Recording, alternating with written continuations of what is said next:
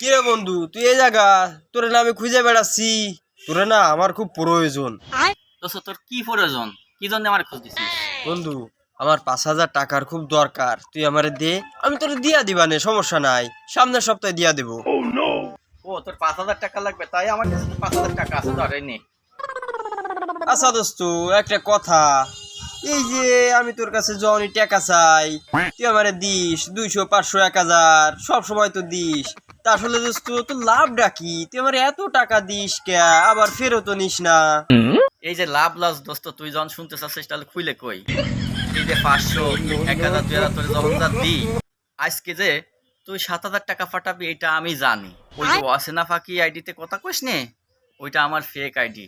আজকে ওই যে 7,000 টাকা ফাটাবি, ওর থেকে 2,000 টাকা লাভ থাকবে, এই আর কি, এভাবে চলবে। হ্যাঁ, এটা বাকি তোর আইডি?